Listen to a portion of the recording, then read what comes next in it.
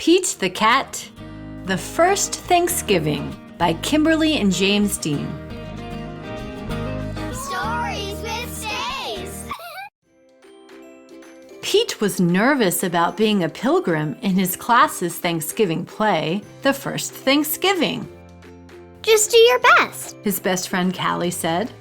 Pete said he would try. He was ready. His mom had even made him a pilgrim hat, which was really cool. Oh, yeah. Pete took his place at the front of the giant ship that his class had made out of cardboard. Pete was a pilgrim on the Mayflower.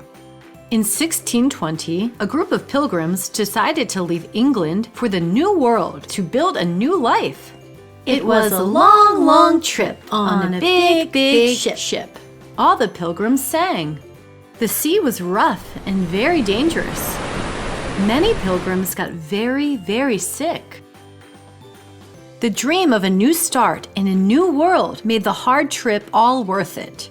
For more than 2 months, the pilgrims sailed. They wondered if they would ever get there. After 65 days on the ship, the new world finally came into view. Woohoo! Land ho!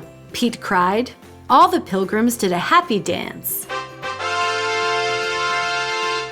The pilgrims arrived in the New World at Plymouth Rock, in what is now Massachusetts. Everyone had many chores to do, like growing food, finding water, and building shelters. The first winter in the New World was long and hard. In the spring, the pilgrims had to decide whether to give up and go back to England or keep trying. The pilgrims had heard about the Native Americans, and many worried that they would not be friendly. Pete had never met a cat he didn't like, so he thought they would be kind. Pete was right. He made a new friend in Squanto. Squanto and the other Native Americans showed the pilgrims how to grow crops like corn, beans, and squash. By summer, the pilgrims had learned how to farm the new land. By fall harvest, the pilgrims had plenty of food. To thank Squanto and the other Native Americans, the pilgrims invited them to share the harvest.